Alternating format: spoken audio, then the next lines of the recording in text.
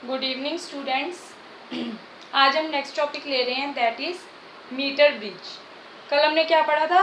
Wheatstone bridge. Wheatstone bridge में हमने क्या किया था? एक बैलेंसिंग कंडीशन लेके आए थे, P/Q is equal to R/S। जो मीटर ब्रिज है वो भी आपका सेम प्रिंसिपल के ऊपर बेस्ड है, that is balanced Wheatstone bridge. Similarly जैसे हमारा व्हीटस्टोन ब्रिज किस चीज़ के काम आता था? It is use to find the unknown resistance. जो आपके पास मीटर ब्रिज है उसका सेम फंक्शन है to find the unknown resistance. क्या टॉपिक है आज आपके पास? मीटर ब्रिज किस पर्पस के काम आएगा? It is used to find unknown resistance, unknown resistance. And on what principle it is based on? It is based on balanced Wheatstone bridge, balanced Wheatstone bridge। अब metre bridge में क्या है आपके पास? पहले हम इसकी कंस्ट्रक्शन देख लेते हैं। कंस्ट्रक्शन में क्या होता है आपके पास? सबसे पहले आपके पास यहाँ पे क्या होती है? वायर होती है, और जो इसमें वायर होती है आपके पास, that is your 1 metre long wire. जो आप जहाँ पे वायर लेते हो वो कितनी होती है? 1 मीटर लॉन्ग वायर लेते हो, और उसका जो यूनिफॉर्म क्रॉस सेक्शनल एरिया होता है, ऐसे इनके कहीं से मोटी है कहीं से पतली है, यूनिफॉर्म क्रॉस सेक्शन एरिया होना चाहिए वायर का। जो भी आप वायर लोगे पहले हो तो that is 1 metre long means 100 centimetre. ठीक है। सेकेंड क्या है उसका? It has uniform cross section area. Third क्या है? जो आपकी जो वायर होती है ये किसी ऐसे मटेरियल की बनी होनी चाहिए कि ये टेम्परेचर के साथ इस पर कोई इफेक्ट ना हो, टेम्परेचर इंडिपेंडेंट होना चाहिए। जो इसका रेजिस्टेंस है मीन्स वायर का, वो चेंज नहीं होना चाहिए टेम्परेचर के कारण। लाइक आपके पास वायर है, वायर से करंट फ्लो किया, करंट फ्लो होने से क्या होगा? हीट प्रोड्यूस होगी, हीट प्रोड्यूस होने से क्या होगा? टेम्परेचर चेंज होगा। तो इसलिए ये किसकी बनती है हमारी? Mainly this wire is made of alloy. ये किसी न किसी एलॉय की बनती है। एलॉय में आप क्या ले सकते हो? कॉन्स्टेंटन या मैंगनीज, क्योंकि वो टेम्परेचर के इंडिपेंडेंट रहता है जो उनका रेजिस्टेंस होता है। सेकेंड थिंग क्या होती है? यहाँ पे आपके पास क्या लगे होते हैं? थिक मेटेलिक स्ट्रिप्स लगी होती हैं, या फिर थिक मेटेलिक प्लेट्स होती हैं। यहाँ पे थिक मेटेलिक प्लेट लगी होती है यहाँ पे। ठीक है। और जो ये प्लेट होती है ये किसकी बनती है? हमारी कॉपर की। कॉपर क्यों यूज करते हो?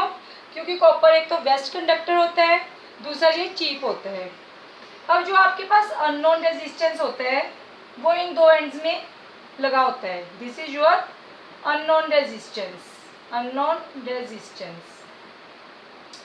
सिमिलरली जहाँ पे क्या होता है आपके पास? कोई भी नॉन रेजिस्टेंस होता है, नॉन रेजिस्टेंस की जगह पे डिजायरेबल रेजिस्टेंस। जहाँ पे आपके पास ना एक रेजिस्टेंस बॉक्स लगा होता है, आपको जितना रेजिस्टेंस चाहिए आप उसको निकाल सकते हो, 5 ओम 7 ओम, यहाँ पे रेजिस्टेंस बॉक्स होता है। और you can say desirable non resistance, non resistance.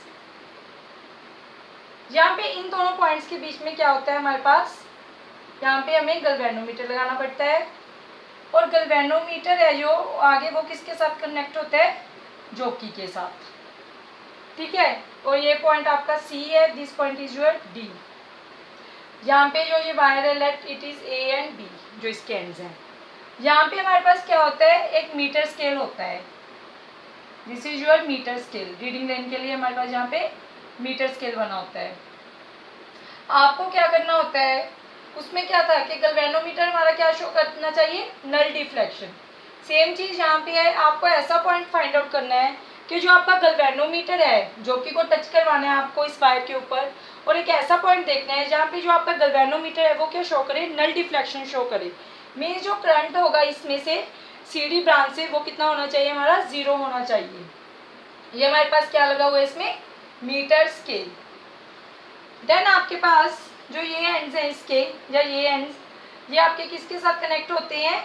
This is connected to की, and here is a battery और सेल। ठीक है। ये आपका पूरा इसका कंस्ट्रक्शन है। अब इसमें क्या है?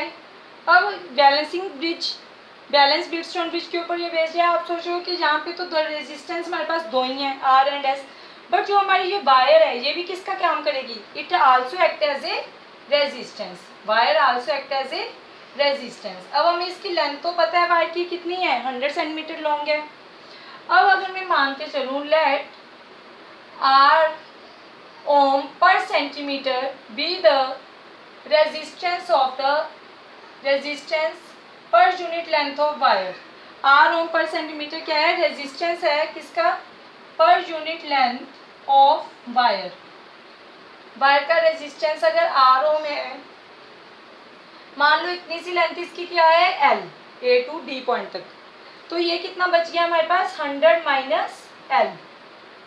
और ये किस मटेरियल का बनता है, it is made of constantan और मैंगनीज, मेनली ये कॉन्स्टेंटन का ही बनता है और मैंगनीज, कॉन्स्टेंटन और मैंगनीज। ठीक है, तो इसमें बैलेंसिंग कंडीशन हम कैसे लेके आएंगे, बैलेंसिंग कंडीशन के लिए यहाँ पे क्या होगा,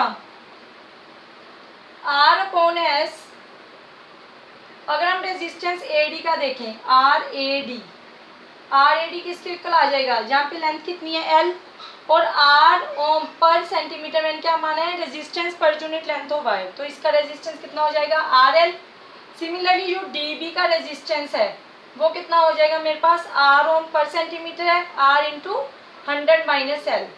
तो बैलेंसिंग कंडीशन क्या होगी इसमें, R upon S is equal to R A D upon R D B, और R upon S is equal to, R A D आगे किसके इक्वल है, R L upon R into 100 minus L, R से R cancel. Unknown resistance आपको क्या देखना था, are की वैल्यू फाइंड आउट करनी है, तो आर किसके इक्वल आ जाएगा, R is equal to S L upon 100 minus L, this is your unknown resistance. अगर आपको एस एल की वैल्यू पता है तो आप आर की वैल्यू फाइंड आउट कर सकते हो, this is your metre bridge. अब इसी के बेस पे अगर हम एक न्यूमेरिकल देखें, देखिए अगर आपके पास मान लो यहाँ पे क्या है, दो रेजिस्टेंस है आपके पास पैरेलल में, let here is a resistance, here is again a resistance, it is 12 ohm, this is 4 ohm, और आपको जी अननोन रेजिस्टेंस आर की वैल्यू फाइंड आउट करनी है। नेक्स्ट आपके पास क्या है, यहाँ से हमारे पास गैल्वेनोमीटर है, यहाँ से एक जोकी आई, यहाँ से आपके पास मान लो वायर है, जो जोकी है जो नल डिफ्लेक्शन शो करेगा। अगर देखिए वहाँ पे क्या था जो मैंने डायग्राम बनाया था, जब आप जोकी को इसके ऊपर स्लाइड करते हो, इस वायर के ऊपर, अगर इस साइड आप स्लाइड करते हो तो गैल्वेनोमीटर इस तरफ डिफ्लेक्शन शो करेगा, अगर आप इसकी स्लाइडिंग इस तरफ करते हो तो गैल्वेनोमीटर उस तरफ डिफ्लेक्शन शो करेगा, मीन्स अपोजिट डिफ्लेक्शन शो करता है ये। तो इन दोनों के बीच में एक पॉइंट ऐसा होगा जहाँ पे जो आपका गैल्वेनोमीटर है वो क्या शो करेगा, नल डिफ्लेक्शन, मीन्स वो 0 पे आ जाएगा। अब ये जोकी है, मान लो इस साइड की जो लेंथ है दैट इज 40, अगर ये लेंथ आपकी 40 है जहाँ पे इसने मान लो नल डिफ्लेक्शन शो की, तो ये कितना बचेगा पीछे 60। यहाँ पे अगेन ये आपके पास एक पी से कनेक्टेड है, अगेन यहाँ पे एक आपके पास सेल लगा हुआ है। अब आपको ये आर की वैल्यू फाइंड आउट करनी है, तो क्या हो जाएगा इसके अकॉर्डिंग, पहले तो आप आर इक्विवेलेंट फाइंड आउट करोगे, 1 upon R is equal to क्या आएगा, 1 upon 12 plus 1 upon 4 which is equal to 12, 1 plus 4 3 12 that is 4 upon 12, 1 upon R ई हमारा आ जाएगा 12 अपॉन 4 दैट इज 3, ये हमारा कितना आ गया 3 ओम आ गया। आगे आपके पास आर है, हमारे पास फार्मूला क्या था, P upon R is equal to this upon this, means 3 ohm upon R is equal to कितना है ये 40 अपॉन 60, और आप क्या करोगे 3 into 60 upon 40 is equal to R, 0 0 cancel, 2 2 ज़ा 4, 2 3 ज़ा 6, 9/2 इज इक्वल टू आर, मतलब जो अननोन रेजिस्टेंस आया वो कितना आया 4.5 ओम। इस तरह से इसके न्यूमेरिकल्स में इसको हमने यूज़ करना है। How to find the unknown resistance by using the balancing Wheatstone bridge condition. Thank you.